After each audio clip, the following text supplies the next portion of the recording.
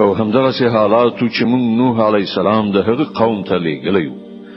ویل زه تاسو ته په ډاګه څرګنده خبرداري درکوم چې له الله جل علا شانه نه پرته دی هیڅ بندگی ونه کړی کنه نو زه اندېښمن یم چې پر تاسو باندې به یو ورځ دردناک عذاب نازل شي. په جواب کې د هغه د قوم هغه مشرانو چې د هغه د خبرې لمنلو نه انکار کړی ویل زموږ په نظر کې خو ته لدې پرته نور څه نه چې صرف زموږ غوندي یو انساني او موږ به ګورو چې زموږ له قوم نه صرف هغو کسانو چې زموږ په نظر ټیټ خلکو بے فکر او سنجش استا پیروي غوړه کړې ده او موږ هیڅ شی هم داسې نمومو چې په هغه کې تاسو له موږ نه څه تفوق ولرئ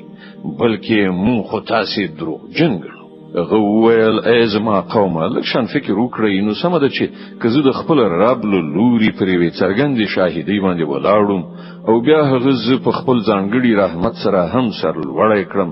خو هغه تاسو و نشولې دلای کنو لمون سره څه وسیله ده چې تاسو منل نه غواړئ او مونږ په زور هغه تاسو په سر باندې وټکو او ای قومه زه په دې وظیفه باندې له تاسو نه کوم مال نه غواړم زما اجر خو په الله باندې دی او زه د هغو خلکو شړونکی هم نه یم چې زما خبره یې منلې ده هغوی په خپل د خپل رب حضور ته ورتلونکي دي او زه ګورم چې تاسو جهالت غوړه کوئ او ای قومه که زه دغه خلک وشړم نو د خدای له نیونې څخه به ما څوک وژغوري ستاسو په ذهن کې آیا دومره خبره هم نکینی او زه تاسو ته نو وایم چې ما سره د الله خزاني دي نه دا وایم چې زه د غیب علم لرم نه دا دعوا کوم چې زه پرېخته یم او زه دا هم نشم ویلای چې کوم خلک چې ستاسو سترګې په سپکه ورته ګوري هغه ته به الله کومه ښېګڼه ورنکړي د هغو د نفسونو په حالت باندې الله ډیر ښه پوهیږي که زه داسې ووایم نو ظالم بیم. په پای کې هغوی وویل چې ای نو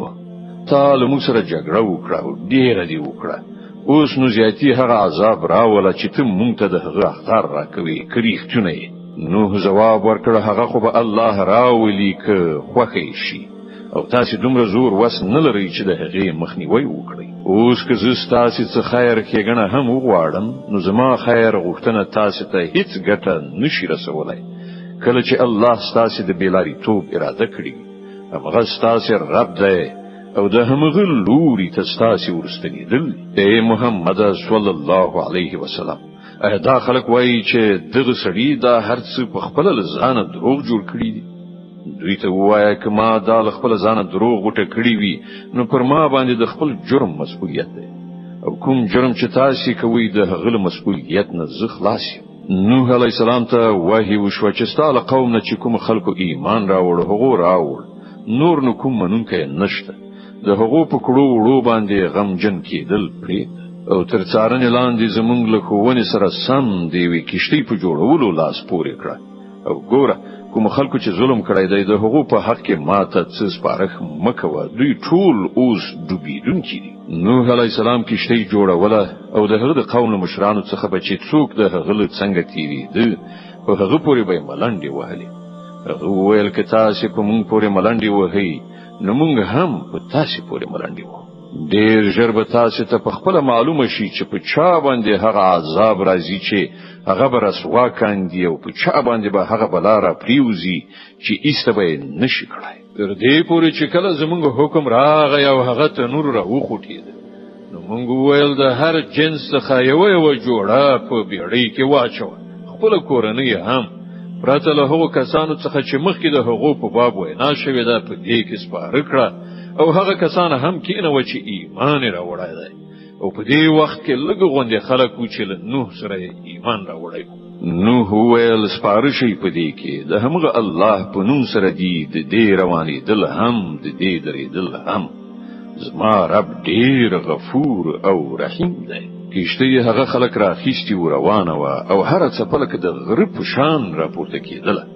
د نوح زوی په لري فاصله کې و نوح علی السلام ورته غږ وکړ زویا لموږ سره سپور شه له کافرانو سره مو اوسه هغه راوګرځي د جواب ورکړ زه هم دا اوس په غرب باندې خېژم چې مال او بونه وژغوري نوح علی السلام وویل نن کوم شی د الله له حکم نه جوړونکی نشته پرته له دینه چې همغه الله په چا باندې رحم وکړي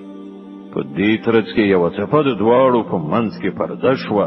او هغه هم له غرقېدونکو څخه شو. حکم وشو ای ځمکې خپلې ټولې اوبه جذب کړه او ای اسمانه بند شه. بیا اوبه په ځمکه کې کېناستلې، پرېکړه سر ته ورسېده. کښتۍ د جودي په غره باندې کېناستله او وویل شول چې ایسته دي شي د ظالمانو قوم د خدای له رحمت څخه. نوح خپل رب ته غږ وکړ، ویې ویل ای زما ربه، زما زوی زما له کورنۍ څخه دی او ستا وعده رښتیا ده او ته له ټولو حاکمانو څخه لوی او غوره حاکم یې. په ځواب کې الله وویل ای نوح، هغه ستا له کورنۍ څخه نه دی، هغه خو د یو فاسد عمل خاوند دی. نو ته له ما څخه د هغې خبرې غوښتنه مه کوه چې ته د هغې په حقیقت باندې نه پوهېږي. زه تا ته نصیحت کوم چې خپل ځان د جاهلانو غوندې ونه ګرځوي. نوح علیه السلام سمدلاسه عرض وکړ ای زما ربه، زه تا ته پناه دروړم او له دې نه چې له تا نه هغه څه وغواړم چې زه پرې نه پوهېږم. که ته ما ته بښنه ونه کړې او رحم را باندې ونه کړې نو زه به برباد شم. د الله لخوا حکم وشو ای نوح کوز شه، زما له لوري سلامتیا او برکتونه دي پر تا باندې او پر هغو کسانو چې ستا عملګري او دیني ډلې داسې هم شته چې په دنیا کې به د دوی برخه ورکړو، بیا به زمونږ له لوري دوی ته دردناک عذاب ورسي. ای محمد صلی الله علیه وسلم،